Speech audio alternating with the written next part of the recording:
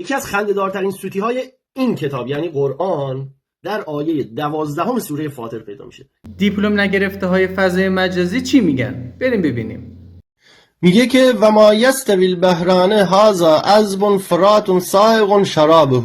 از تلفظهای خوب قرآن مشخصه خیلی عمیق دین رو میشناسی. ادامه بده. بله، دریایی که آبش شیرینه. حالا شما بیا پیدا کن پرتقال فروش رو که آقا آب دریا کدوم دریا آبش شیرینه؟ بحر لزوما توی زبان عربی به معنای دریا نیست، به معنای اقیانوس، به معنای شهر، به معنای دریاچه، به معنای رودخونه هم ذکر شده. اینو اهل لغت هم بهش اشاره کرده. بزرگ اینا که مفردات راغب باشه هم ذکر کرده که به معنای آب فراوانی به کار گرفته میشه و مشهور توی عربا. بحر المیت یه دریاچه هست، دریا هم نیست. بحر الغمام بازم دریا نیست، بهش میگن بحر.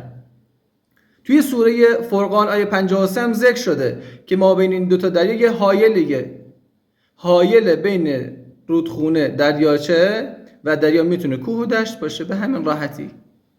برای اینکه بخواید دین رو عمیق بفهمید، ترجمه فارسی قرآن بهتون شناخت دین رو عطا نمیکنه.